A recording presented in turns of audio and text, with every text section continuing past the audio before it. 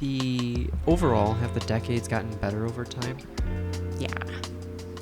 50's awesome. Yeah. Like I said in one of the no fucks 50s. The no fucks 50s, exactly. Exactly.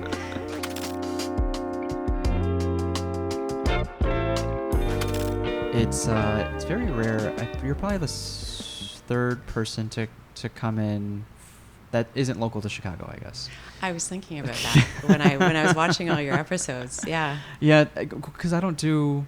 If I did, I don't do remote, but I would try Riverside. I've never tried Riverside. I don't do Zoom interviews. I think I like having the control of the audio and the video, and but then the pros of doing remote is everything's kind of automated, and you can have software kind of cut it up for you and even transcribe captions. I love, though, when I'm watching your podcast, I love the intimacy, like the connection of having people in the same space. Mm-hmm. There's something that makes it completely different in what you're connecting to when you're watching it, and I like that. Yeah, there's just something about the energy, like when you're not in the same, even though you can still see each other when you're doing the remote podcast, there's something about being in the space of the same energy of somebody that really, I think, filters through to the audience. Yeah, it's really cool. Yeah. I love that part of it. Yeah. So Carolyn, welcome to the show. Thank you. To give people context, can you share kind of if it was one or two posts or what part of the podcast that kind of pulled you in? When I was watching your podcast. Yeah, how did you come into our purview? When I was on Instagram. Okay. And I saw a clip that had gone. It was going viral. Yeah. You were starting to get and I was watching it and I thought, wow, like I love the intimacy that you're creating. I love the connection to the guests that you're creating, and just how it looked, like visually, like not even to the other senses, the audio and everything, but just visually how you said it. I thought it was very cool. Thank you. Yeah. Well, it's obvious that you give an ease to people. You bring an ease to people, and that comes through with all of the different people that you are interviewing. When you're vast in when your guests are vast in their backgrounds and in their what they're doing, where they're from, and all of their beliefs and everything, the one thing that's constant is the energy that you're creating and the place for them to just express themselves and to speak and to feel free to just sort of open up with you, even on emotional levels. So it's been hard. Well, in the beginning, I understand that concept now, but in the beginning, people tell you to niche down and try to find a specific area to focus on and think about your target demographic for your audience. And, but that being said, it was for a while hard to figure out what the common thread between every episode was, and I told you prior to recording, it's I think I'm slowly starting to realize or desire to just have a genuinely open and authentic conversation without trying to extract some type of 30-second Instagrammable clip. Right. Because one, it's exhausting, and two, it kind of strays from your natural curiosity. And, it is a balance, a fine dance between allowing you to have tangential thoughts and allow the conversation to go in any direction versus as the host trying to rope someone back in just slightly to have a common thread through each episode as well. Right. Absolutely. Absolutely. And you know it too as your own host. Yeah. I'm certainly not as experienced as you are. I'm just starting out, but I'm at the stage where I can absolutely appreciate, what you're managing in as part of conversations and what you're doing. I think that's the key word is through meaningful conversations, you gain an appreciation for whoever you're conversing with. Yeah, absolutely. And I think we've been lacking that as a society, as a community, and I think everyone's on edge. And I think if we spent the time to have more intimate, meaningful conversations, even if you feel like initially you were on opposite ends of the spectrum as far as understanding and background, you might find some middle ground, or at least come to a position where like you understand why they're doing what they're doing, or how they think, why they think. Absolutely. I think, and when you're talking about finding that niche and the pressure of, initially when you're starting out feeling like you had to have something specific, that you're the common, very, very specific common thread of the interviews, I think you have found it. I think what it is humanness. We have that essential humanness that we connect to with other human beings. And it's not always something that is within everybody, but you obviously have it, where you just naturally connect to the humanness in people, and that bridges instantly when you do that. And so I think that's the common thread. It's like we have, and it's showing people through your podcast, we have all of these crazy, histories, and we have all these crazy stories, and we have all these different challenges in our lives, and we have all these, everybody has their own anxieties and their fears and all that stuff that they bring to it. And within all of that, we are very, very similar within the humanness of how we make those decisions. And the fears we have, and the fears that we have to face, and moving past them, and then in the emotions that we are challenged by, and the emotions that we celebrate with. But we are all human in those aspects, and so I commend you for doing what you do. Yeah, it's been a joy. It's been a joy to do, and I hope everyone who wishes to have meaningful conversations in their own lives, like the first couple episodes started with just two of my cell phones, an older cell phone that ended up being on the table being an audio recorder, and then another cell phone being the video recorder. And even if you never put it out in the public, it's kind of a marker to see how much you've grown since that time you've recorded.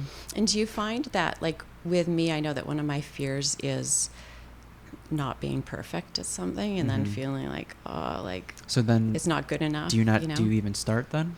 Well, that's my fear. And I think in my past, when I was a lot younger, and I probably didn't. I probably just kind of, and I've always wanted to do that, but I don't feel confident enough to do it.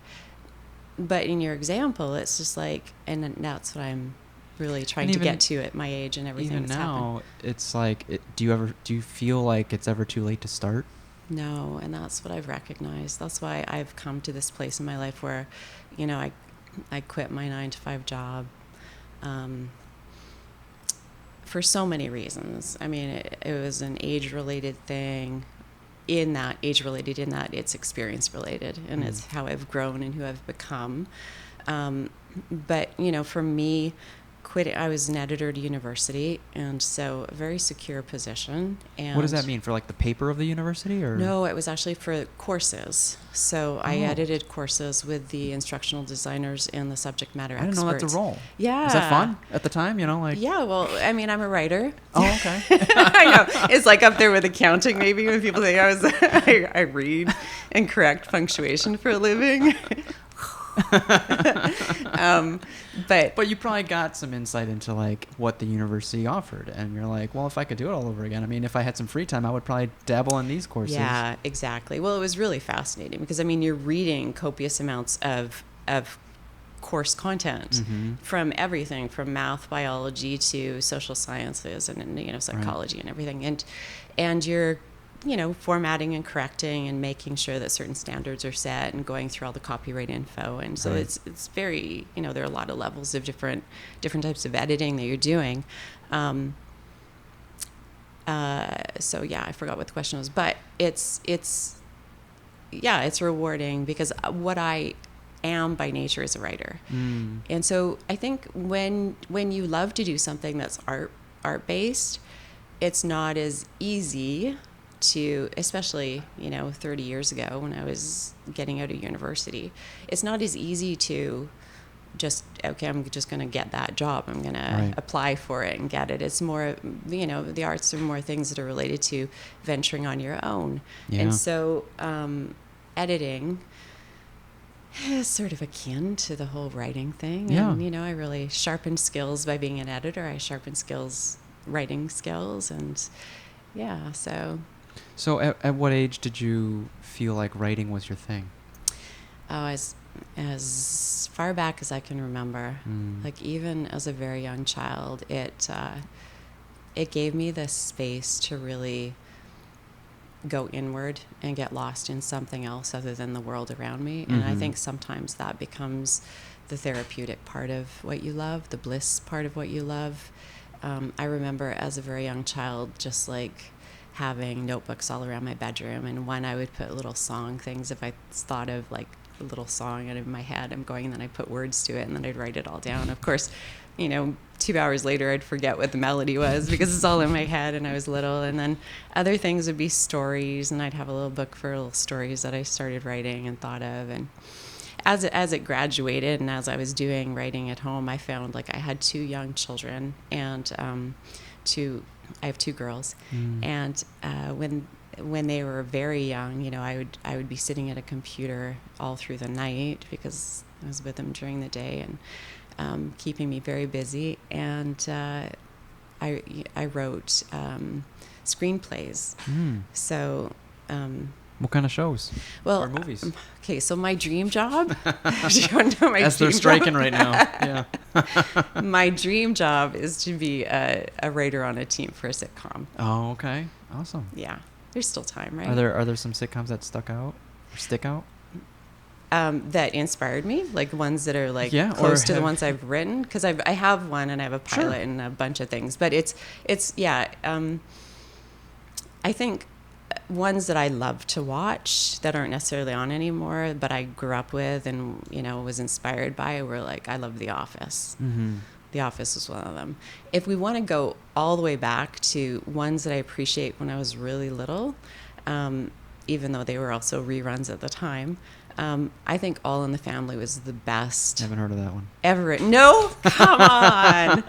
I'll look it up. Okay, you have to. All in the Family. Carol O'Connor. Okay. Yeah, it was one of the best written. It was groundbreaking for a lot of reasons. They hit a lot of issues. They was funny, but then it hit a lot of issues that at the time, racism and segregation and all kinds of issues that, it was really... they were very brave to do all of that. At the moment, I'm seeing a lot of comments about certain shows maybe being too, for lack of a better term, like woke. So like where it's like it can be tasteful, but other times it can in movies too, like, or it can feel forced. Yeah. So it's like striking a balance of like trying to like obviously stay on what feels right to you on that side, but without overtly having an agenda. Yeah, like All in the Family would never be allowed to be on TV today. And they were hitting the issues hard. Okay. But Norman Lear was the writer. Okay. I think he was the director, producer. So, it has to be good when Norman Lear is involved in something. But, so those were the progressions of, I started to really appreciate what went into the characters when you're watching these shows. Like, even if it's a comedy, which I love that short version, shortcut comedy version of things, you have to have a real connection to the character.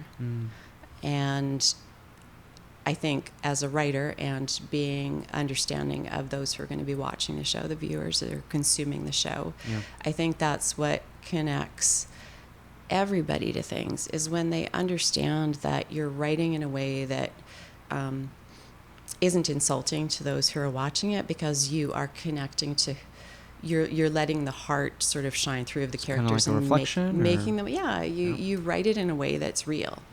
So as a writer, do you feel like you have to experience high highs and low lows in order to draw from experiences?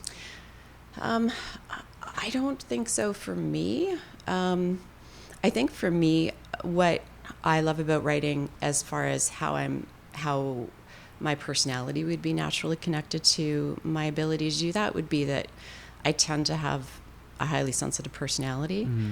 And within that, I think those who are similar, I think we go through life sort of just always observing everybody. Okay, so it doesn't have to be personal, but it can be people around you. Totally. Yeah. Yeah, and sometimes it's not to our benefit. I mean, you can be moving through life and always like, oh, if there's tension in the room, I've got to sort of make everybody feel better. Sure. You know, it's a bit of a God complex because we don't have that ability really to do that. But it's just this fear that, we got to make sure that everybody's okay, or we don't want any conflict, or you don't want don't like to see people upset, or you go through life that way. So, however, on the other side of that, I think the skill that it brings me as a writer is the intuition about character, the nonverbal communication that you sense when you're writing a character, and you're writing in all of that too, which is a whole other level of writing, because the viewers are connecting to that. Like if everybody that you write is very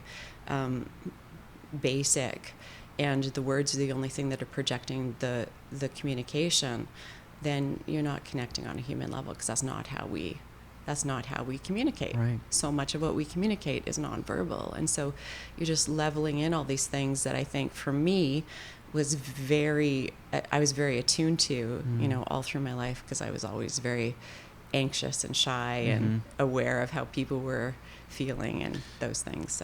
So with that, you are a great writer. I read the blog post that you shared with me.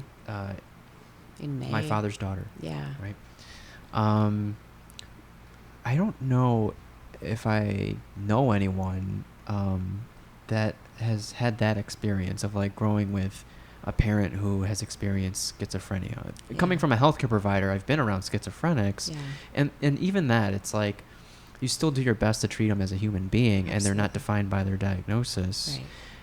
And even after the diagnosis, there's a wide spectrum of severity with that diagnosis. Absolutely. There are many schizophrenics that have a fully functional life, whereas others need a group home or more of a support system around them. Absolutely. But I've never really had the chance to hear what it was like, a personal account of like what it was like to be a long-term kind of support system. And it seems like you became more of a support system, more than a support system, in the sense of like an emotional caretaker to then maybe a physical caretaker. Yeah. So, because as an EMT, you're with someone for maybe a couple hours, right? And you don't really get a firsthand insight into a long-term approach to living with someone with schizophrenia. Exactly. Yeah. If you don't mind, like, what was that? Yeah. What was that like growing up? Yeah, and I think you've summarized that really beautifully. I think that the other thing is you're probably seeing somebody when they're having a psychotic break too. So it might be their extreme, the extreme of how that person is, and not their everyday living. Because you're there when they really are having, functioning malfunction. So my dad wasn't diagnosed until, I guess he would be in his mid-60s. Oh, yeah. Okay. So how was childhood before that? How was growing up before? So that? It was crazy. Okay. Yeah, it was. It was, and of course, I say that in looking back, because now I have a perspective of what calmness is, and a perspective of sort of. I don't like to say normal, because who's normal, but normalcy in life can be.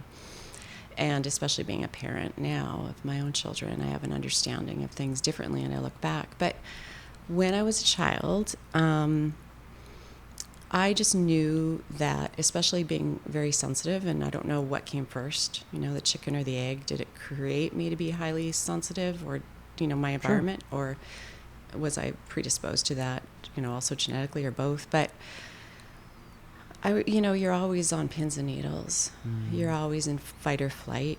You're very aware that the environment around you that is supposed to make you feel calm and safe, being the one of your parentage. And with my dad, at least, there was always that chance that something would just suddenly change in our space, and it wouldn't feel settled anymore, and it wouldn't feel safe. And it was never unsafe on a physical level. My dad was never physically abusive.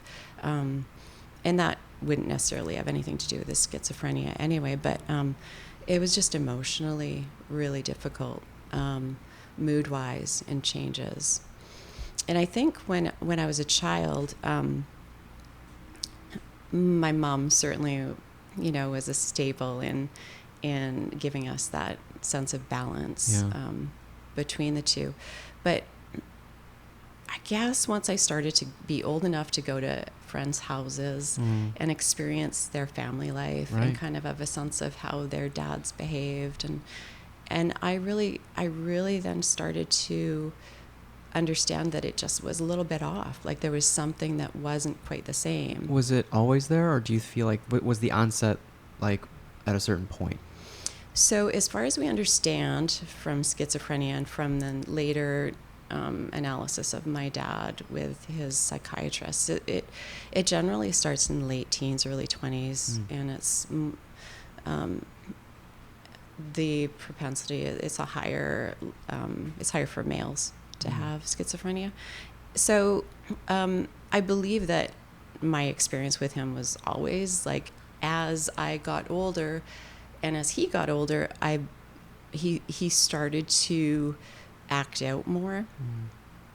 I think one thing for my dad was that, he had to be pretty brilliant in a lot of ways to have, a job, a very responsible job. Yeah. What did he do? He was an accountant by trade.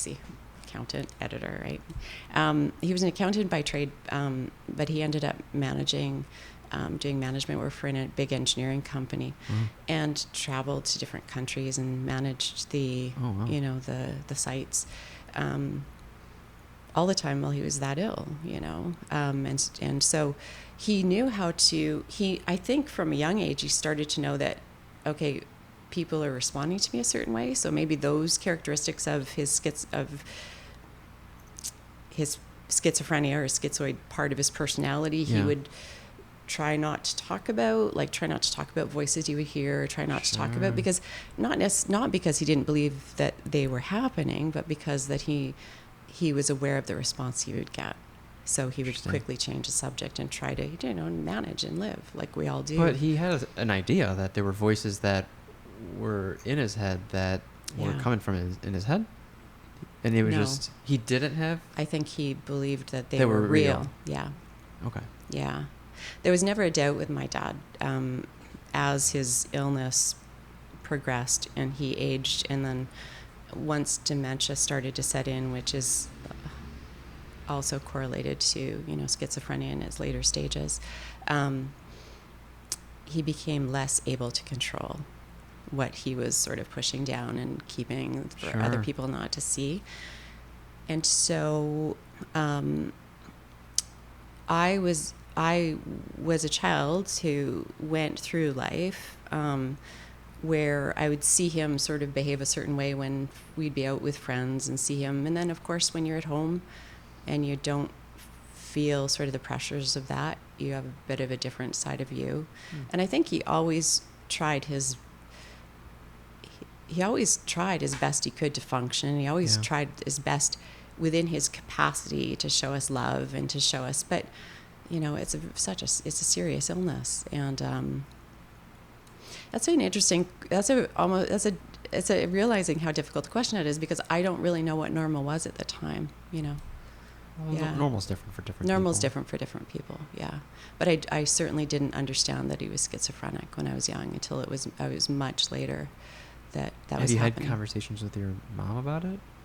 Yeah, so they split up when I was in my early teens. Oh, okay. And a lot of it had to do with just the behaviors that were happening. It was crazy making. Spending time 50-50 with both parents? It was mostly with my mom. Oh, okay. My dad was getting jobs elsewhere, and so he would go, and which was just as well. I think even though to his dying days he would never have acknowledged he had schizophrenia. So Never did he get to a point. He was indignant in saying that there's nothing wrong with me. These are all real. And so there was never a time through life where he willingly went for any kind of treatment or did anything to try and But you started having these conversations with other family members of like, if we could, we would put him in. We would try to find him some help. Yeah, because it started to get unsafe after a while. In how, like, he would wander away, or? Yeah. So as my dad got older, and so this is carrying on to when I have 2 young children, and I'm now an adult who's recognizing like this isn't okay anymore. You know, I'm protective of my girls from seeing their grandpa that way, or having him have sort of these breaks and saying things that are kind of wacky, you know, to my kids. He would have the typical olfactory hallucinations that he would smell things schizophrenics have. Yeah. Oh, I don't think I knew Good that. and evil. Yeah. What do you mean good and evil? Yeah. So there were certain smells that he would say that were spirits that were good spirits, and he would name them. And then he would smell things and he would say, oh, that's an evil spirit. And he would identify that they were near him or that they were talking to him because of these olfactory hallucinations. Oh, wow. Yeah. So there's certain, as I've learned, there's certain parallels, which are olfactory hallucinations, which are one of them, as well as like the sort of the polarized good versus evil. You know, so, and it's interesting because it sort of, you know, you look across cultures and across beliefs, and I'm not religious, but, you know, religious beliefs, and it's so similar no matter what a person's background is. They're very, you know. The duality is just so, the brain is fascinating. Yeah. So, there were a lot of things that I became very aware of. And as an adult started to be just, you know, Dad, you got to get help. We got to get help or something. Yeah. And he always refused it. That's probably one of the most, as a teacher, I've come to terms with it. Like wanting for someone to become better, but they don't want it as much as you want it. They have to want it, right? It's a lot harder with loved ones. Yeah. Yeah. Because, and especially with kids, you know, you want them to experience what a grandparent can be, and it's sad. It's unfortunate, and especially if like safety comes into it. It's like, oh, that's number one. At least their mental health safety. Yeah. Yeah. It was a lot of. I started to grieve earlier in the process than when he passed. And I really think that this is very true what you said. I think that for me, the grief period started quite a bit when I realized what my girls were seeing. And I was like, that was me. You know, you put yourself there and you start to connect to you as a child. And I was like, wow, I had to deal with that. Like I had to see that behavior. I had to not feel safe around my dad, you know, and all these things that you start to heal for that child that's in there when you can relate to it as the parent looking at your own children, something that I'd never done until that time in my life. It was really interesting, but you do, and you grieve for the grandpa that they don't get to experience, you know. You grieve for the dad that you never got to experience, because under that illness was an awesome human being. You know, I mean, I have a brother, and you know, we're pretty awesome. So genetically we got half of something pretty good. You know, so the biggest part of it for me, I realized beyond the anger and beyond the sadness of who I would never get to really see, you know, and have in my life, was the guilt that I could never save him. And that went beyond his death. I realized after he passed that I'd been through, you know, the relief, I guess, of the energy that I never realized how much stress I'd carried and how much energy it took, wondering, if my dad was okay, and wondering if he had, wandered off and gotten lost, or wondered if he had created a scene somewhere, because then you're still protective of the human being that you love, and you don't want people to make fun of him, or to, you just care about them so much. And at the same time, it wasn't, like I said, until after he passed that I was still dealing with something really heavy, and I didn't realize what it was. I felt like my emotions had flatlined for a while.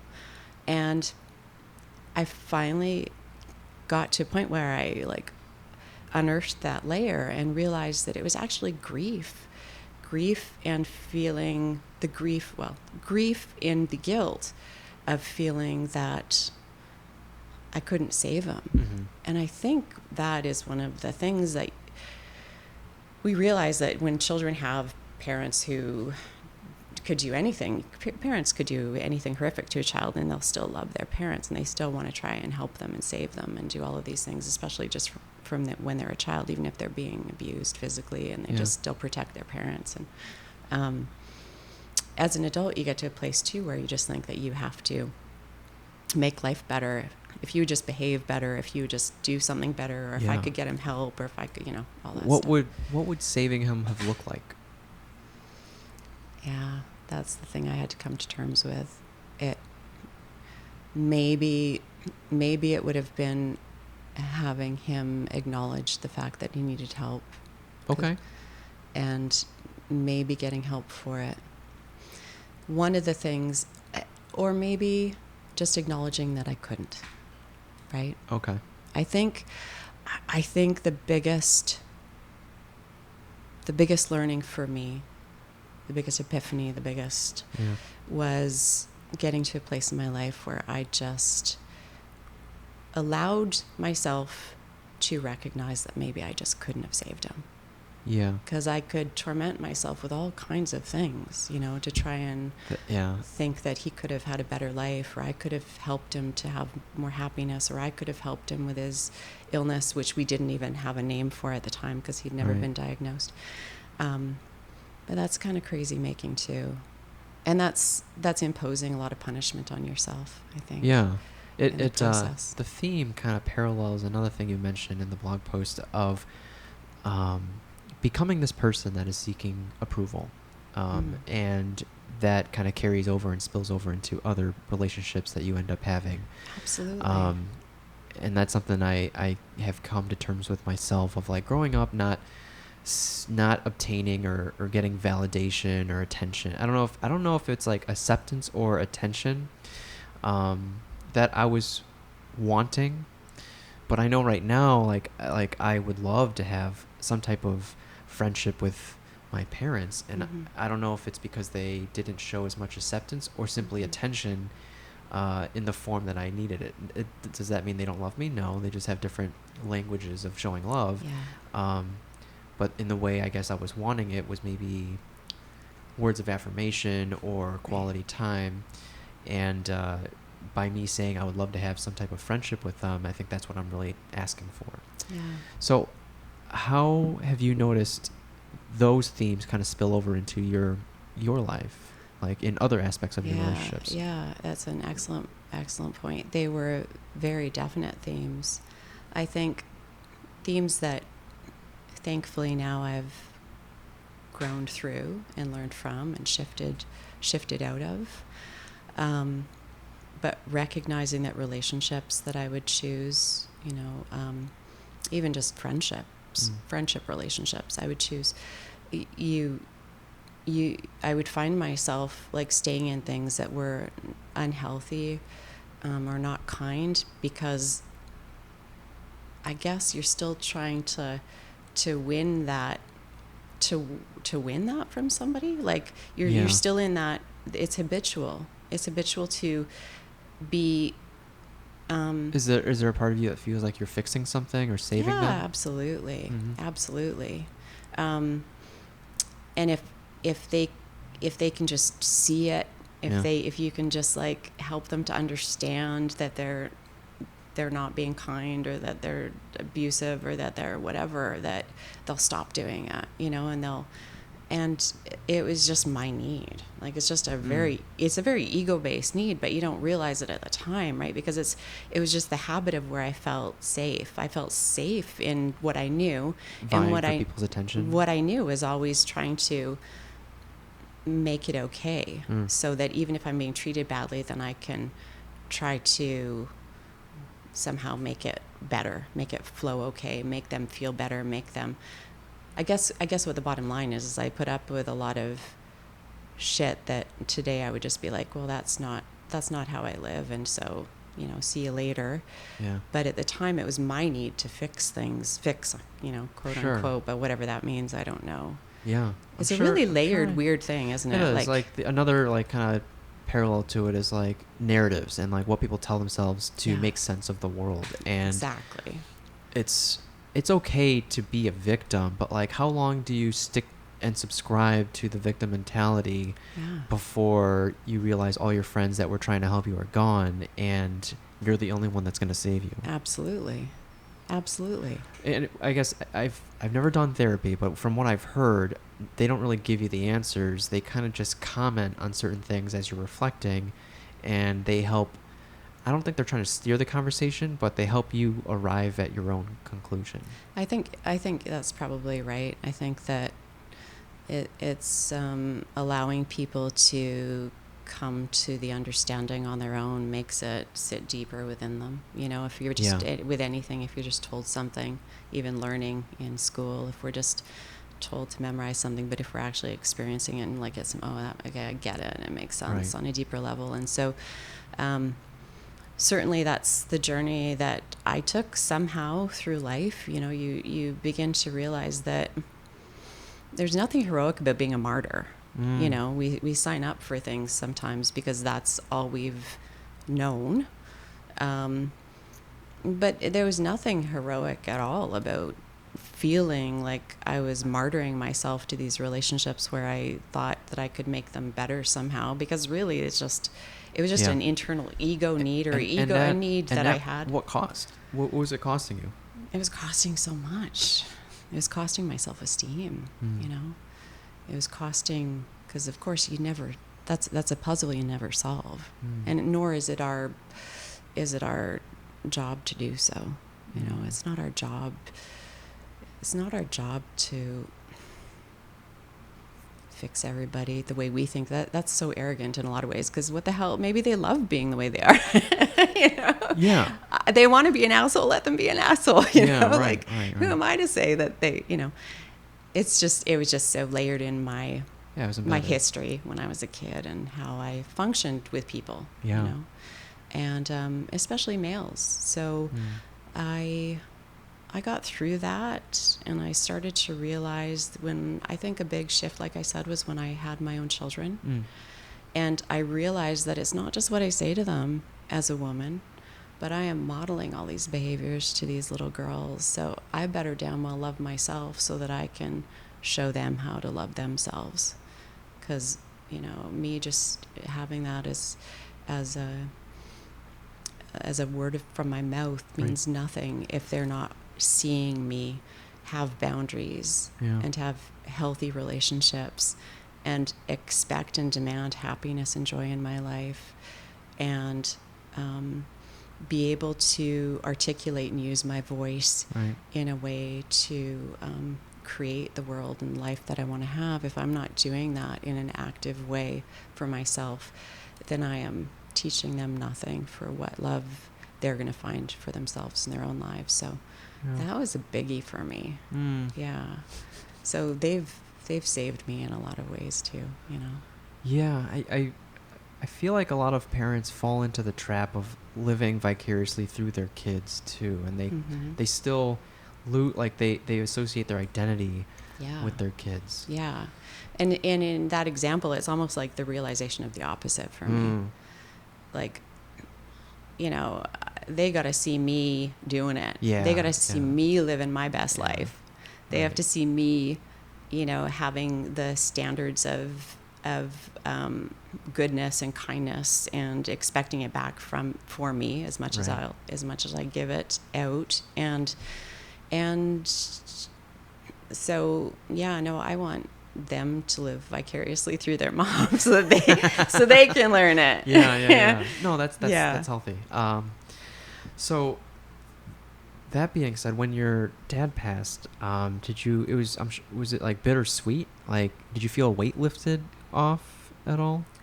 I did, and yeah, you know, it's a weird thing because I think, you know, if I'm being very, very honest to myself, I wished him dead a lot of the time. Well, it's also knowing that you did everything you could. Yeah, and you know, and it's just dealing with that constant agony of, you know, loving somebody, but the way they're speaking to you and the stress that they're creating in your life is hellish, and you're just like, but he won't let me help him. But then when finally my brother had commenteeship over my dad, we got to that stage where mentally we knew that he wasn't able to make decisions or take care of himself anymore. And at the same time, sort of in tandem, was the diagnosis. One thing in his diagnosis that we found out was that he had a rarer form of schizophrenia, which was untreatable. It was treatment-resistant schizophrenia. So that probably would have been a barrier throughout, you know, if he'd gotten... I think if he'd gotten some sort of earlier intervention, it would have been awesome, obviously, but not just because of the intervention itself, but because it would mean that my dad would have recognized and acknowledged that he needed help, or that there was something that he needed help with. So I totally forgot. And there's layers to that. I mean, that's the whole stigma around mental health. That's a generational thing, and I think over time, the more people I talk to, like recently, like even in their 30s, are in and out of therapy. So, I think it's becoming normalized more and more so. So hopefully, like as the generations progress, it's as common as like a primary care physician. Absolutely. You know, I mean, some people have, you know, if you have diabetes, or if you have anything, like any issue that you just have to manage in your life because that's part of who you are. It's the same thing with somebody who has to have, you know, chronic depression, or, you know, it's just our physiology. It's our brains, and it's how things are. Yeah. So I want to hear how you've kind of left your 9-to-5 and kind of like dove into entrepreneurship, and what that experience has been like for you. I had made a decision as I got closer to my 50s that I didn't want to go through the rest of my life never endeavoring to feel, you know, do what I wanted to explore my creative bliss. Being an editor wasn't it? No, you know, surprisingly, you know, some people just live with that. Some people live with the fact that I'm just going to be this for the rest of my life. I'm going to retire and then enjoy my retirement. Yeah. Which but is you great said no. too. You're like, you put your foot down. You're like, actually, no. I'm good. I'm going to try something different. I did, and so a lot of factors came together for me. I think that I reached an age where I actually saw a little reel or something on social media, and I thought it was funny. There were these ladies being interviewed, and they said they were all in their 50s plus, and they said, "So when did you realize you didn't give a fuck?" and so you don't know how these women are going to respond, you know, and so you get them like, I love that question. You know, that's an excellent question. Like they really got into it, right? They weren't shocked by it at all. It's like, yeah, I realized that when I reached my 50s. So I started to too. And some of the things that sort of closed in around me as realities were when people that you care about in your life pass. And I think you had posted something and made a comment, and I loved what you said to me. Like I'd said something about that was a sad post. It was about a friend saying goodbye to their best friend in the hospital bed. Okay. And you said that I think when I think of grief, I feel that there's a gift attached to it. Like there's it's a present. There's something that's, and that is how I feel about it too. When I think about those who passed, I think, especially those who I knew closely and I loved, they give me the gift of knowing that life is short. Yeah. And when my dad passed, I certainly realized that, life just the next day carried on. Everybody got in their cars and went to work and just had their own thing going on. And nothing was different the next day, and nothing's going to be fucking different when I die. Nah. It's a blip. It's a hard thing to break to somebody. It's a blip. This is why we're recording. You're insignificant, man. You'll at least have a YouTube video. Exactly. Of you. Exactly. Yeah. So nothing, and there's something liberating about that. It's like exciting. It's like, you are so right. Like, I am fucking insignificant. So why not embrace it and start to really reflect on the things that stop me from embracing it? Because the fears that I have are up here. The no's that I'm carrying about doing things are just up here.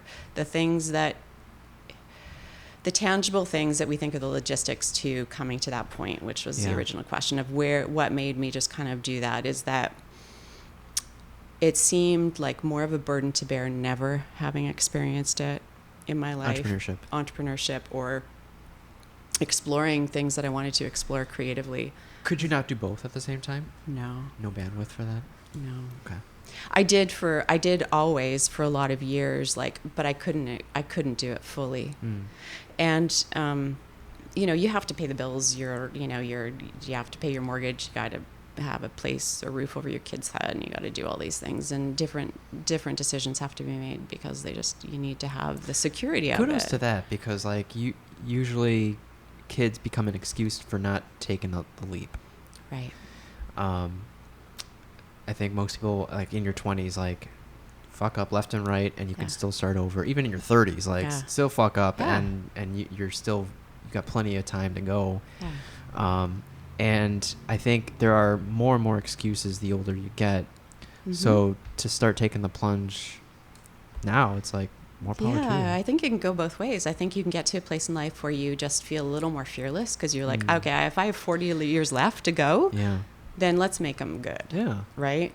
But sometimes it takes people to a place where that's all they've known. And so the fear of changing out of that area of comfort becomes even greater because they have now, 30 years of being in the same company, and that just seems terrifying to them. Yeah. I mean, I think some people call them golden handcuffs when the benefits are so nice. Yeah. Right? And then you hear so many of those people who are handcuffed with those golden cuffs who die the day after they retire, right? Because that's just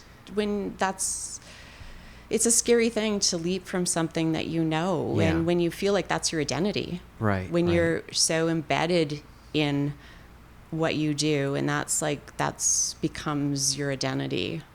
That's a really probably a terrifying thing for people to have to face. Imagine when you do retire, it's just like your identity's pulled from you. Absolutely. Because they haven't learned who they were along the way. Mm-hmm. I think we all take our own risks and we all make our own choices in the path that we take. But I think there is something to be said for not making that your whole identity. Right. Not making that one thing, and knowing that there's so much more inside of you that you have to offer and that you can be in touch with. But a lot of the time too, when people decide that they have to stay in a job for all the reasons that we have to stay in, to get a paycheck, they'll push down the things that they really love to do and try to deny them, because the thought of seeing them, it creates too much anguish and dissonance for them cognitively. Because they're like, oh, I can't be that, ski instructor that I've always wanted to be, and I can't be an artist that I always wanted, or can't do whatever, right? So, or do whatever I want to do on my own, so let's just push that down and pretend it isn't even there. So now I'm just going to funnel in on what I'm doing, and that's just my identity. Did you receive any encouragement from your partner, your kids, or friends to make the leap? Yeah, I have created some amazing friendships, and I have some very beautiful friends who are kindred in their just like willingness to embrace life and say, fuck it. Let's just, when you so-called fail at something, you're learning something and you do it differently the next time. I think so in all of those pressures of doing something on your own when you want to take a big risk, I had really fabulous people around me to just be like, do it, and my girls were that way too. I think because I tried to instill that in them, like, don't worry, don't sweat it so much, just like you'll move on. There's a mistake that happened, we'll learn, you keep going, man. Like, life is short. I from time to time think about this question. I've asked my fiance Justine this. It's like, I wonder what are some things that we will be hung up with that our kids would want us to learn and take on. So another example is like, I try to give my parents grace for being who they are, and they're doing the best with the tool set that they had, at the time. Yeah. But what if you give your parents another set of tools? Now it's in their hands, and what if they don't choose to utilize those new tools? So I wonder if there are any new sets of tools that that I would come into purview of and for some reason refuse to use them as I get older. I'm not sure. And from what I'm like observing, it sounds like you've been radically open-minded in every possible way moving forward. Yeah, I think I have become that as time has moved on. I think I realized that when I know that my first response to something is no, but it's because I have a lot of anxiety that's connected to it, then I try to pause and think about the reason, if I'm really benefiting myself by saying no, or if I'm just protecting myself from the anxiety I feel around that answer. Wow. And so I think for a number of years, I've just really tried to be aware and present with how that feeling sits in me, and try to know the difference between what my intuition is on something, if I'm like, I'd like to do it, or if is it just my fear that's stopping me from doing it. And if I know that there's no scary monster that's going to jump out and get me, and really that no that I want to say is just because of anxiety that I'm feeling and I'm protecting myself from, then maybe I have to face it and say yes. So it's fucking terrifying sometimes. Like, I just shit myself right now. But it liberated me to then be able to say to the next thing, or maybe the no didn't come in quite so quickly the next time. For me, I do have generalized anxiety in my family, and I do have generalized anxiety. So I realized that I have to prove to myself that it's wrong. Yeah. So that I know that I'm still good and I'm still safe and I can still do it, and that it is going to only keep me from being who I want to be if I listen to that voice. And it's just about all of those little steps of proving to myself that I was still alive at the end of the day when I faced it. Right. Yeah. So that's been the progression. Have the decades gotten better over time? Yeah. 50's awesome. Yeah. Like I said in one of my... no fucks 50s. The no fucks 50s, exactly. 50's awesome. And one of the things that I've tried to create, so we're going back to me just quitting my job this year and doing that with a lot of thought. It wasn't just like, okay, fuck it. And, I had to make sure I had, some things in place that I could still manage and survive. And then just being, okay, what do I want to do now? And so for a while, I just went full on in, and I built a website, and I started putting my name out there for writing and doing all of the things that professionally I've done for years. So as a contract writer and a content writer and an editor. Not in the sense, not like motivated, not by what it can do for you or the lifestyle it can provide, or not any of that, right? No. Like, you know, as a copywriter, you can be very remote. You can like live in the van, live a van life, right? Yeah. And like just write on the road. Right. But you thoroughly like enjoy writing. I do. I do thoroughly enjoy writing. Yeah, I do. But I also enjoy doing a lot of other things. And so I started with the things that felt like they're a little bit maybe quote unquote safer, because that's what I have a history in knowing I can do well. And that's what I, started to develop my company based on.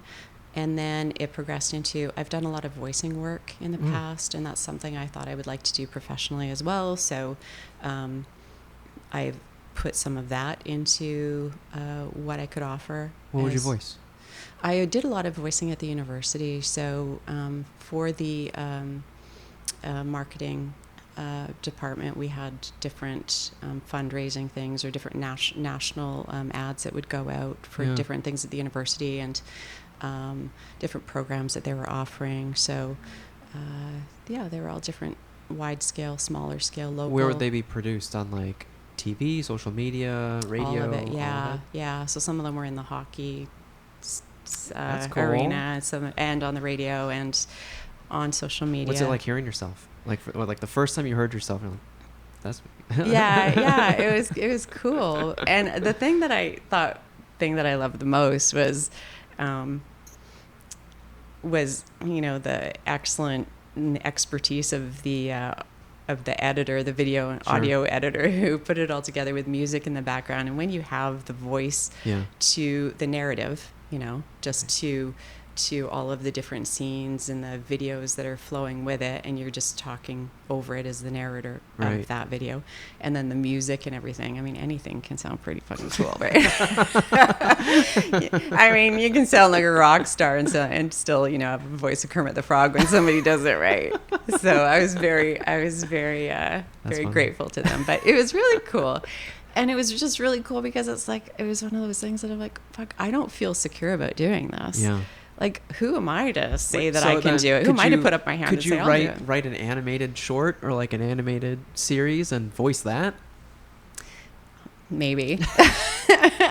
I don't know. Well, I mean, I'd have to have a character. Imagine like overlapping your skill sets. Yeah. Oh, yeah. That's true. Yeah, that's a good point. I should just like bundle up everything and put it into one project. I totally should. That's a good point. So that stuff was safer at the moment, and that makes sense because you had ties to the university. Yeah. So you continued voice work after you stopped being an editor? Yeah. Oh, yeah. Okay. So I've done some more, and I've done some more for the university since working there. So you left on great terms. I did. Good. Yeah. Never burn your bridges. I'm generally likable. At least to my face, they were, good terms. They were, but. Yeah. So it's all been good. And that's what you realize is like, I can catastrophize anything as well as anybody could. Like, I'm the best at catastrophizing shit. You go through your head and you're like, what if this happened? What if this, and prepare yourself for even what you'd have to say in a circumstance that isn't even real. Like it's really fucked up, Victor. Like, but everyone does that actually. Yeah. Yeah. To different extremes. Yeah. But yeah. And so it's just about what was after voice work? The podcast. I started to do my podcast. Yeah. So it's early in its inception. I have a couple of episodes out now, and share like the impetus for it, and like where you came up with the title, as well as like how you wanted it to be set up, like remote or in person. Like, how was that? How did all that come together? It was a huge learning curve. Sure. That the title of the podcast, the name of it is Finding 50. Yeah. And really just the impetus of it was just that I became fucking old. So it's like, let's capitalize on that whole age thing. Sure. And I realized there was a huge, of Gen Xers and women Gen Xers and, this age grouping of women who have, the skills, the money, we've come a long way, baby. Right, so it's it's an amazing group of women who are just really viable, and they're getting to an age and a space in their life where their children might be grown, or they just didn't have children, but they're in a space where they want to explore something new and try something different. Sure. And make a change in their focus and make life better. Because as I said before, the realization for me was that I am going to die one day. Yeah. And if I'm on the back 40 now, you know, I want to make those great.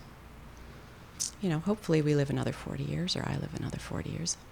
I'll be freaking old, but that would be great if I did. So never know. Let's make, and you don't know. You don't know. So even if it's a week from now, let's make that last week pretty damn awesome. Who were your target guests? Like, who did you plan on talking to? I have a list of different people that are going to be forthcoming guests. They're women that are in their 50s. They're women who have challenged maybe the status quo on what their life was to look like, or what they imposed on themselves for what their life was to look like, and have been really courageous in taking some leaps and understanding who they are now and really what they want to do with the life they have left. And so within that, I have people in medical fields in women's health who are specialists in women's health. I have people who've just completely changed their occupations and gone back to something that they did in their early 20s when life seemed to have no restrictions attached to it for us. And then it all changed as they went through life and got, sort of more standard jobs and had children, or whatever that path looked like for them, their relationships. And then they decided, I left something that I absolutely loved, and now's my time to experience it. So they're going back to it. It's just so many stories of inspiration, so many stories of acknowledging the fear, though. That's the one thing that I really love about the women who I've been talking to and meeting in my age group community, is that they're so authentic. They're so authentic. They've lived through all kinds of shit, and everybody has different experiences, but the commonality is that they have learned something. They haven't declared themselves as being victim to any of what their experience is. Would they change anything? I don't know. For most of the women I talk to, the common thread is they wouldn't be who they are if they did. Right. You know? Like I wouldn't change now sitting here who I am now. It might have been different a lot of years ago, but I wouldn't change having the dad that I had. Yeah. Because, the gift that his illness has given me is to give me the opportunity to be who I am now. I had an opportunity to go in a lot of different directions, but if I love who I am, and I'm hoping that I've come to a place in life where I love myself, that how could I deny the experiences that created this person? Sure. And so, I think when you get to a place of that peacefulness and forgiveness, and you've contemplated all those different things and all the different scenarios that could have happened and what would have happened, but the final, the common denominator at the end of it all is that you got you, baby. And I like this chick. So, I'm grateful. I'm grateful that everything that came before me has helped me to be a better mom, has helped me to be a better friend, a better partner, and all of those things. If let's say someone was in their early 20s and they're like a workaholic and they're a career gal, and they don't really, to them that is all they want, and as they approach their mid-30s, they have climbed the ranks of their industry, and they don't know how to date, or they haven't had time or made time to cultivate a personal life. Right.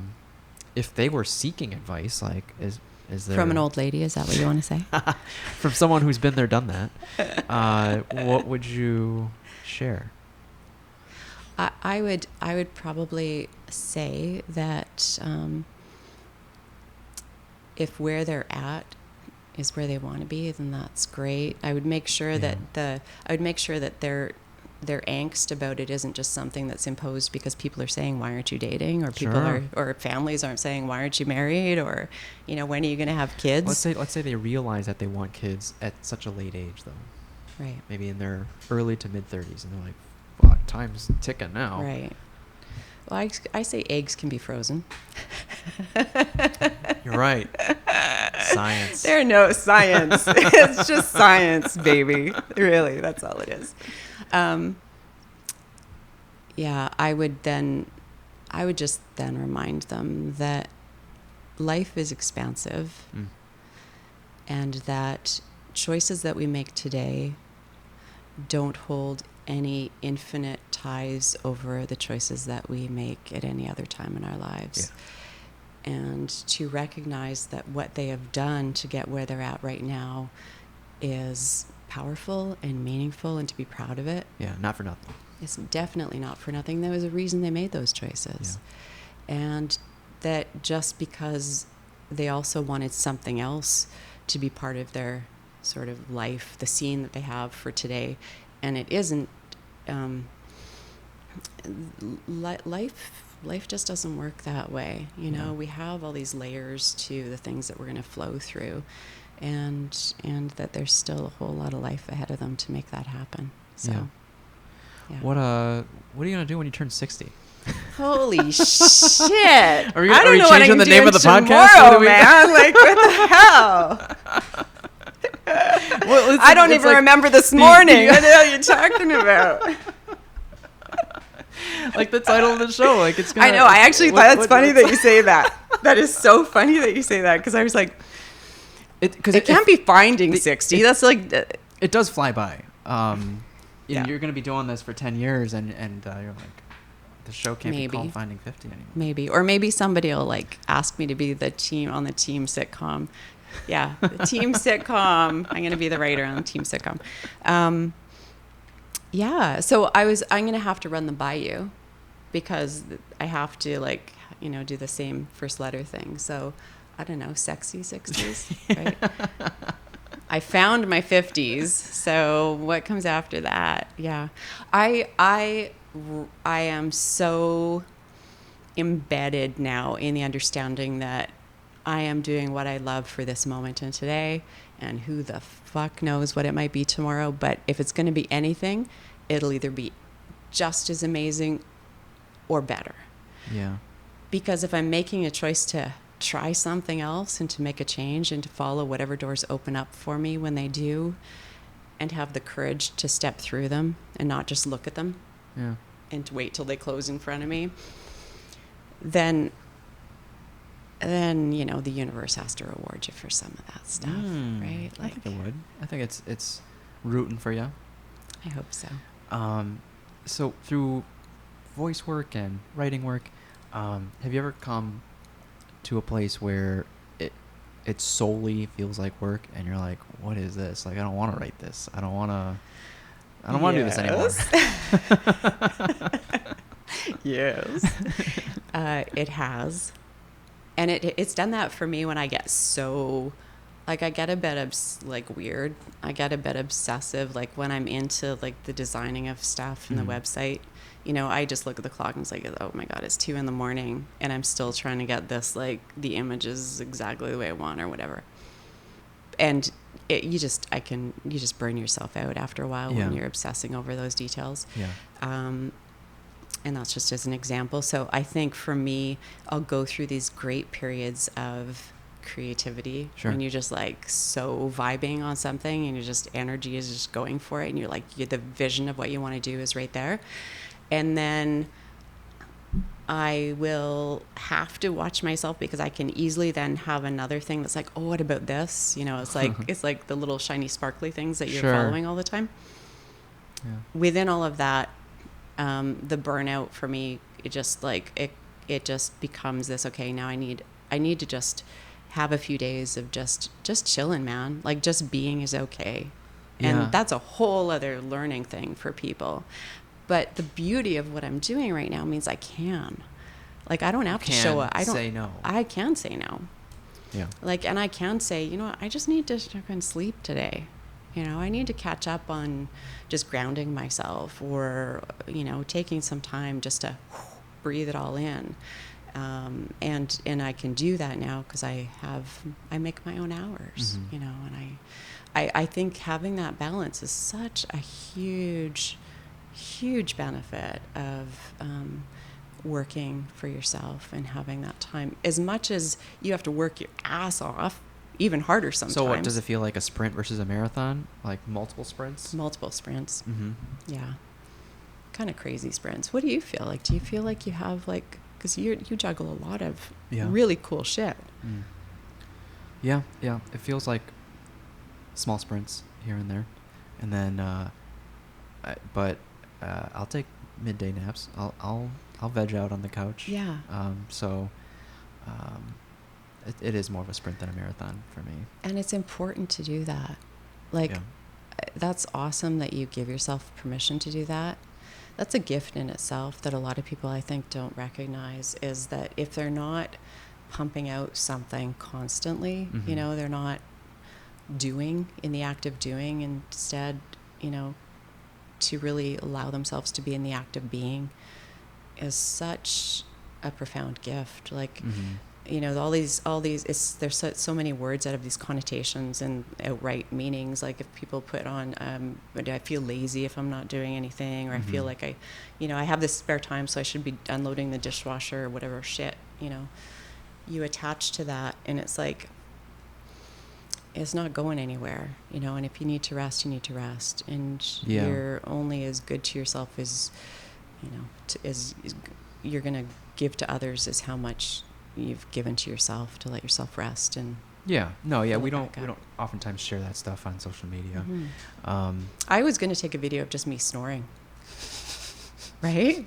Like, in fact, I think that I should just do a whole page of just, it's called Carolyn at Rest. And then, you know, there are, it's creepy out there, but there are people that like put themselves on OnlyFans sleeping, and people pay for that.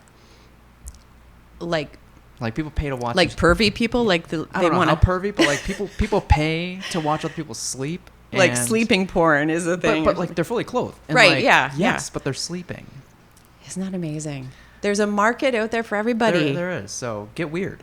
Yeah. Get weird and make money, right? I was thinking I could do that with my feet, because a friend was talking about that. She was being funny, and she was saying something about doing a fans only thing about her feet. Yeah. She's gorgeous and she's super tall. Yeah. And so she has these, don't give it away for free. Right? And then I'm like, oh my God, my feet are way too gnarly for that. Like, honest to God. I mean, that would have to be a different kind of pervert who liked my feet, because they're horrible. I walk around barefoot all the time, and it's just kind of gross. But yeah. It's very grounding. It is. Literally. Yeah. That's all I had for you. Do you have any questions for me? How's your time in Chicago? Okay, so it is awesome. Yeah. It may become my new favorite city. First time. Yeah. First time. Yeah. And you came because of the Bears? We've never been to Chicago. Well, I've never been to Chicago. Okay. And my partner is like the biggest Bears fan. Oh wow! Is he from Chicago? No. Because they're not doing that hot. Like we're from just north of Vancouver. I mean, the history British of Columbia. Like Hallis and all that stuff. Oh, he's got it all, man. Awesome. You just like say anything, and he'll give you all the stats, all the shit that's going on with the Bears. No, he has all of it. The history. It's been his team since he was like in his teens. Cool. So we decided to catch one of their opening. Is it that? What do they call them? Yeah. Preseason games. Preseason. Thank you. I don't do sports either. I know, right? I'm trying to get the lingo. Butkus, isn't that something? Yeah, he's an old. Yeah. Player. See, I just thought I'd throw that out there because it's like, right, go Bears. Anyway, so we're gonna go and see a game, and we'd never been, and I just wanted to connect with you. Oh yeah, it was a pleasure. It's been awesome. Yeah, it's like I said, it's not often that someone from out of town kind of makes the time. So thanks for coming through. You've got fans all over the world. Well, that's the thing I was gonna say. Like the page is like probably bleeding in numbers, in the sense of like I'm not doing what made me viral. So like maybe like one maybe 2 videos kind of took off, but they didn't come for the podcast. Like, so those that stayed for the podcast, thank you. Yeah. But they came for me reading poetry, and I just haven't made the time to continue reading poetry. I don't read a lot of poetry, so when I do stumble upon something I like, I will definitely share it, but like I haven't made the time. So when I first went viral, I was just like, oh, how do I keep this up? And then it's just like, well, should I be keeping it up? Like, why did I start this to begin with? That's so right. it's like realizing it's like I'm doing this. Good for you. Like even in that realization, that's the coolest part of it. It's like you stop those thoughts and you're like, wait a minute. Yeah. If being me originally, just doing what I love to do, got me, that viral clip or whatever, then fuck it. I don't need to try and purposely manifest that. I just be me and do what I love to do. It was good. It was fun to like internalize the feelings of like going viral and stuff like that. It's like, it's definitely a sprint in the sense of like, it came as fast as it came, it's gone now, so it's like every time you would open the app, let's say, it's just like inundated with numbers, and like you're no longer seeing names anymore, and then the numbers kind of plateau and you're like, oh crap, what do I do now? Like, right. There's a sense of panic because you get into that feeling and it's pretty cool, right? And then you get inundated with people that want to come on, and then you're talking like, about me now, right? No, you came out, you asked after the wave ended. But also, like, I would love to have everyone come on. Like, there's a Chicagoan, his name is Studs Turkle, and he would interview everyday people. Yeah. I feel like I'm like trying to do something similar to that. Like I said earlier, not for the sake of extracting value, but for the sake of like learning and gaining an appreciation for who people are and like why they do what they do. Absolutely. And that comes with just having meaningful conversations with people, whether it's like that have made it to people that are just what seems like everyday people. Yeah. No one's above it, I guess. Yeah. We all connect to everybody in some way. Right? Yeah. Yeah. So I had to let go of an opportunity, or maybe they let me go.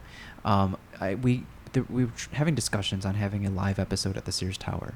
And that only came because the platform grew to what it grew to. Right. But then I felt like I would be lying if I didn't share, because they eventually asked for numbers of like engagement levels and stuff like that. And I feel like I'd be lying if I didn't share that like those numbers came from 2 specific posts, not from the podcast page in general. So I wouldn't want to promise a certain audience, number of audience members to come to the Sears Tower, which is the purpose of me having a live episode there. Having the audience. When I don't get that level of engagement on a regular basis. Hey, we could make shit happen. Yeah. I got friends. I know. And you got friends. I know a lot of people are like, we'd show up. And I'm like, I appreciate that. You would show up. But I hear what you're saying. Yeah, it just became a numbers thing. And I don't, if it's there for different reasons, I think it would feel more aligned. Yeah, for sure. And it definitely planted the seed for like a live episode, given these cameras don't overheat in a live episode. But I'd like that one day. Yeah. And you shall receive, my friend. You've got it. You've got the magic. Yeah. So what else do you have a specific agenda with yours? Because with mine, like, I just feel like, because these are dual cameras for my wedding photography too, right? So it's multi-purpose. Yeah. And it's an excuse to talk to interesting individuals. Like, well, and you have the talent in how to use them and how to set it up. YouTube University. YouTube University. Love that. It takes something more than that. But yeah. Time and YouTube University. So like, I didn't always have these cameras. Like, it is a learning curve, but like it eventually plateaus a little bit. And after the overheating issues, I was like, should I upgrade these cameras? Because these aren't video cameras. And the video cameras, 2 of them, were going to cost $8,000. And I'm like, I don't have $8,000 right now. That's crazy. I'm getting married in a month. So planning a wedding and all that stuff. And like, my fiance would hate me if I dropped $8,000 on 2 cameras. Right. Yeah. Maybe in the future, but at the moment it's just like, it's doing. And you've made it work. Yeah. It's like, it's making it work. Yeah, absolutely. And how are you feeling about your upcoming the nuptials? Yeah. Excited.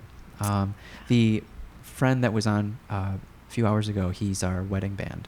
Oh, cool. So, and then the picture behind you, we hosted a happy hour on a weekday, like on a Wednesday afternoon, and I proposed to me after I bought my wedding tux. So the guy that I bought my wedding tux came on 3 years ago. His name's Go Wang from ESQ, and his story is interesting in the sense of like, he didn't like any of the fitted suits that he bought when he was in law school, so he started making his own. And it was that moment when I was That like, is so I will buy a cool. suit from you one day.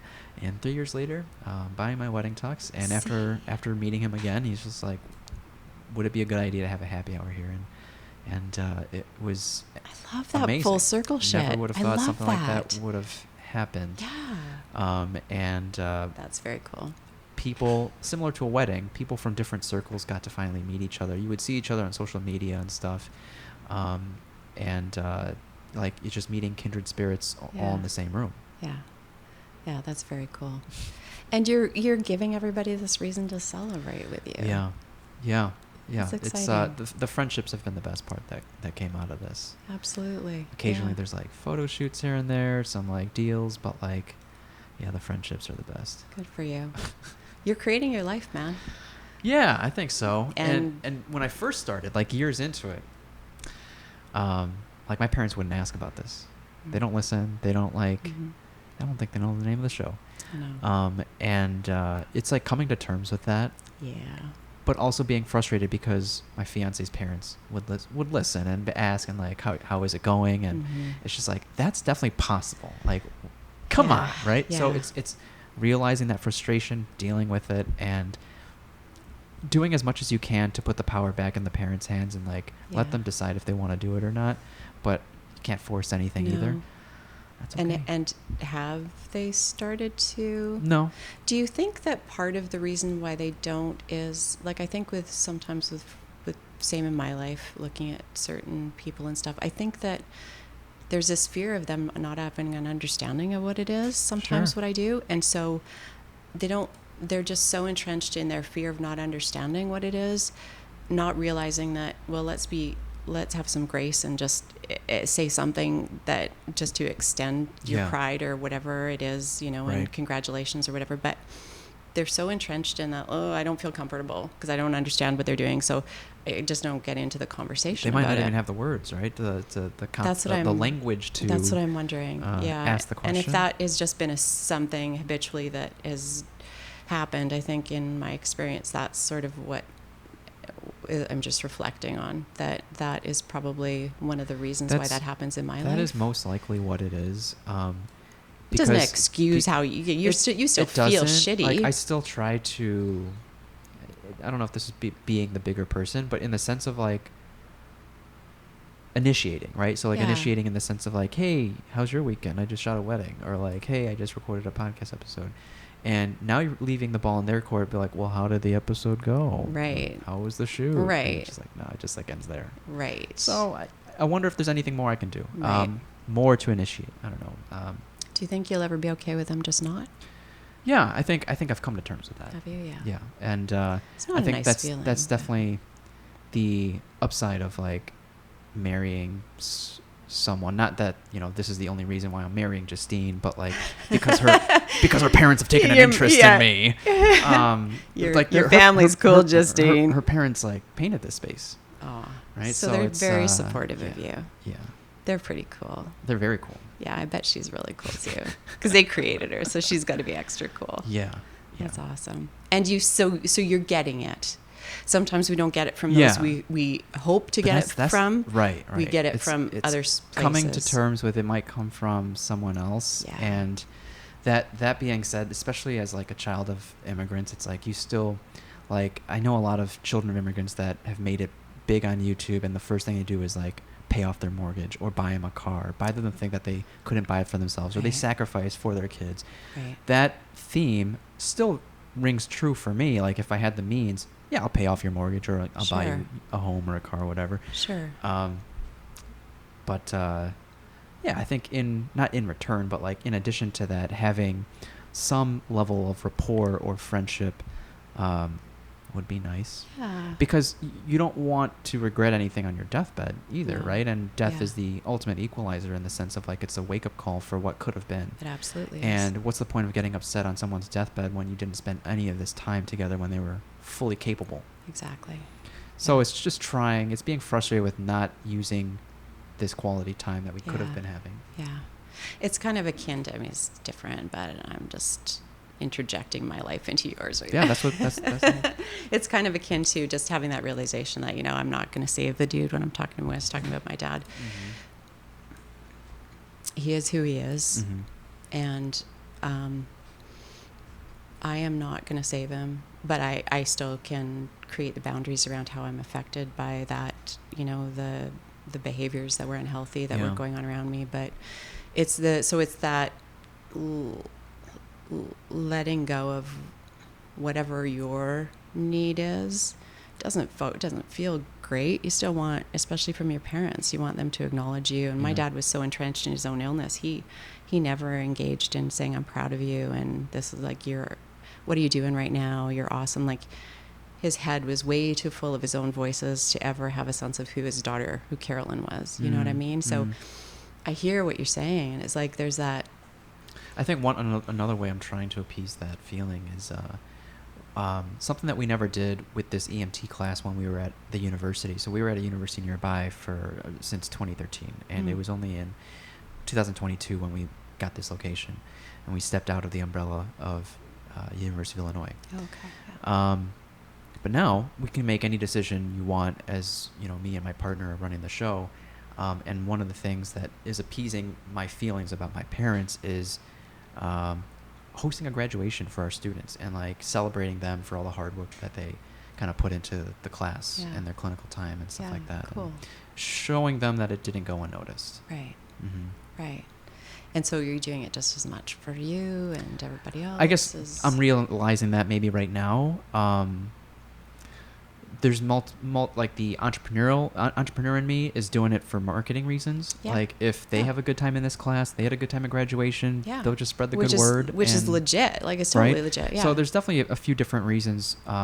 Or clinical partners. We've invited all of our clinical partners, our instructors, helping like make sure they have a good time and they're appreciated for all that, because this class wouldn't be anything without them either. Yeah. So there's so many different reasons. But if I were to be selfish, I'm only realizing that right now is just trying to give the attention that maybe I wish I had growing up. Yeah, yeah. And you're allowed to be. Yeah. Gift yourself with that. Right. You deserve it. I almost didn't make it either. I last week realized I double booked myself, and I was slated to second shoot a wedding. I got myself out of it, but it's busy. Wow. Busy season. You've got a lot going on. Yeah. But it's really cool to sit and talk to you and actually be here. It's a little surreal. Oh, is it? Yeah. Oh, we flew in last night, and here I am. Yeah. When are you flying out? Sunday. We have 5 days in Chicago. Yeah. That's a good amount of time. Yeah. Do you have every day planned, or what are you hoping to do and see? We have little bits of things that we want to do and see, and just things that we've sort of learned about and want to explore. Is it your partner's first time? He came here like 18 years ago. Okay, been some time. For a very short amount of time, for a weekend. So he didn't really remember a lot of it. Sure. What do you want to do? What do you want to see? What do you want to eat? Well, I heard that there's you guys said something about pizza. Something about pizza. But here's the thing, like the tourist trap is the deep dish. It really depends on what type of pizza you're looking for. Right. And actually a lot of Chicagoans, their favorite pizza is actually Detroit pizza. Really? Yeah. That's interesting. It's square and it has a cheese crown around it, like frico crust around it, and then it's airy, so like it's not a thick bite, but it's like probably this thick, and it's light, airy. The crust has a nice crisp to it, and the one place I'm thinking of, Derek, he probably listens to every episode, is probably the first to do it, gluten-free really well and vegan really well. That sounds good.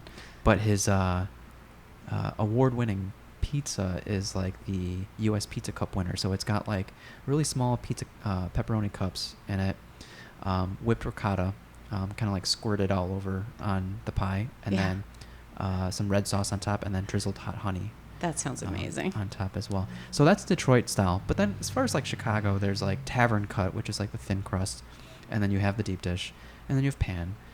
So like the middle ground between deep dish and tavern cut is probably Pequod's. If anyone brought that up to you guys. No. Yeah, there's 2 locations. There's one in the city. I'm happy to give you a list if you're looking for any lists. But awesome. Pizza's one. Yeah. Like you just name like a type of food, and it's here. We can probably name a list. Well, I know you've got great ramen. Ramen's good, yeah. I did watch. He's not open yet, but hopefully this fall. I'm There are like Oh, more than a he's coming up handful. with- okay, Yeah. yeah. More than a handful of ramen spots. Yeah. It's kind of 90 degrees out, so I don't know how Yeah, in the yeah, mood yeah. you guys are for ramen. I know. It's a heat wave. But I'm someone who would drink hot coffee any type of any Right, day. yeah. So I'd be right there with you. But The food is so the food is- ramen. What else? You know, I mean, silly things. Like, I'm not high level food. Okay. Like, Carolyn is easy to please. you- So, like, even the hot dogs, I heard you have amazing hot dogs. I want Yeah. to try the freaking hot dogs. Oh, Like, okay. you know, like, I'm not highbrow in Well, a lot of ways. I'm just like, I love yeah. good food. I love people who, I love going to the places as much as I love the food that they're Well, preparing. Like, Costco has great hot dogs. right? Home For like Depot has great- $1.50. Like, where are you getting a whole meal for a fucking These all-beef $1.50 or hot whatever it is dogs? in the Yeah. US? Yeah. Yeah. Right? Yeah, yeah. I Yeah, know. we're Like, not above it. I have actually like planned out my whole life. Like, if I lost everything, how could I survive by just like hiding in a Costco? And it would be, you know, okay, if I had enough to have like at least one meal, like the hot $1.50 meal, and then you go and you get all the samples, right? Like, Yeah. Oh, Dane, yeah. Dane Cook had a movie called Employee of the Month, and it was in like a Sam's Club or Costco, and they made a clubhouse up on like the second or third shelf. Seriously? They would, Okay. Yeah, so as an employee there, they would like remove the first half that people would see, and then build out like a rug, furniture, lamps. Oh my God, and that's stuff, and hilarious. a little hangout area. Yeah, that's what I want. You just explained my dream. Yeah, very cool. Yeah, so we're gonna explore. We'll What have fun. about the river tour? Are you doing a tour of the river? Yeah, I want to do a tour of the river, and I heard that there's a tour that involves the architecture and an explanation of the architecture. Yeah. So it's a little confusing. There's like a handful of boat companies when you just get down there on the Riverwalk to choose from. But you'll find like the architecture one down there, and Very cool. Yeah. you can't go wrong. It's like even as a Chicagoan, it's so easy to be a tourist in your own city. Oh, I bet. I bet that's one thing that when you're living in a city, sometimes you just forget to do is Yeah. to experience those things. Any right? museums? I haven't even thought about that Man, yet. Like what would you even suggest? avenue from Museum of Science and Industry, Field Museum, Shed Aquarium? You've got an architectural museum here. Don't you, we or do. I something? think it's on the Riverwalk. There's also a Chicago History Museum. Oh, Yeah, that's That in would be Lincoln cool. Park. There's a free zoo, Lincoln Park Zoo. wow. We don't yeah. have enough time. We got to like. 5 days I'm is, officially like that's a lot of extending time. my flight time because. Yeah. Like if you like cocktails, like there's nice cocktail bars, rooftop bars. It's like rooftop London season. House, I heard, London is a House place is nice. to Yeah, go it's a up good to view of the river. Yeah. Yeah, it looks west. So we haven't done that. What else? Are you staying downtown? Yeah, we're Okay. right downtown. Oh, good. On Illinois and State. Oh, you're right by Navy Pier. Something like yeah, that. right by Northwestern. Yeah. Yeah, maybe. Robert's Pizza down there is pretty good. That's Oh. like you can sit next to the river over there. Oh, that would be cool. Yeah, it's like Neapolitan pizza. Nice. Yeah, I was just at a place called Spacca last night. It's Neapolitan pizza. You can like kill your own pizza. Cool. Kill your own pizza. Yeah. I mean, just let me know what you guys. If you don't have an itinerary, like a huge itinerary plan, like I'd happy love to pick your brain about. We'll share get some. Yeah, if we anything. think of something that we're like. I think that's what you realize about what I realize about myself is just like being a connector and like sharing what I enjoy. And if you happen to enjoy it, great. You know, Yeah. no expectations, but it's Yeah. just like it's giving people the opportunity to try and see if I think they so. like it. Yeah, Yeah. that's very cool. This has been awesome. Thank you so much. Yeah, thanks for coming on. It was a pleasure meeting you. Yeah, it's great. I'll come back to Chicago and we'll just do it again. Anytime, yeah. We're gonna make it an annual Catch us thing, up. Victor. Catch us up. Okay, guys. Well, let's. Where can people find you if you want to be found? If I want to be found. Some people don't wanna be Exactly. I know, the underground. I have my website is carolynhawescreative.com. And the podcast is Finding 50, and we are on Spotify and YouTube and Apple Podcasts and all those things. So Yeah, I didn't get my videos on Spotify. How'd you do that? That's pretty cool. Straight from Riverside, or yeah. They upload it immediatly That's cool. automatically. That's cool. Yeah. I So gotta- I don't know how the magic happens, but it's science. All right. Well, you heard it here, guys. Till next time, stay curious. Awesome.